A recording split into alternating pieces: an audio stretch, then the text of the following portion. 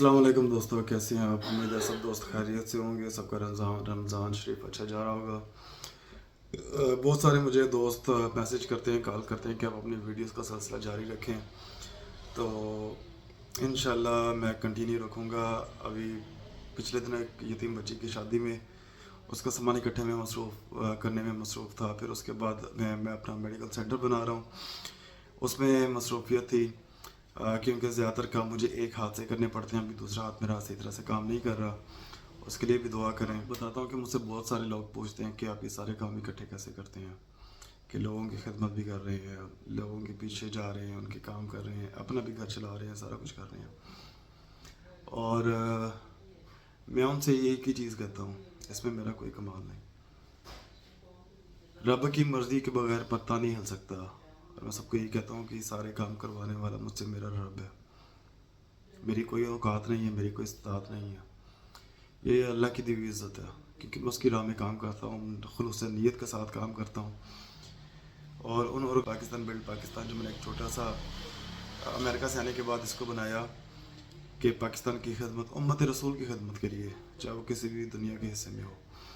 तो अल्हम्दुलिल्लाह मुझे अच्छी तरह याद है कि जब मैं नया नया आया था, मुझे किसी ने कहा कि तुझे जानता कौन है।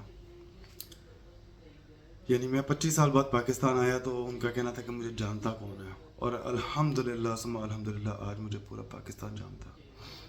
पाकिस्तान का कोई ऐसा शहर, गांव, देहात, सूबा नहीं है जिसमें मुझे लोग ना जानते हों।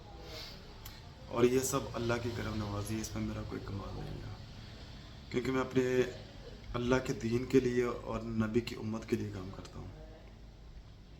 और इसमें एक चीज़ ख़ास कि मैं जब दुआ मांगता हूँ, कि मैं अल्लाह से दुआ मांगता हूँ बरकत की, कि मेरे वक्त में, घर में, हर चीज़ में बरकत अता फरमा।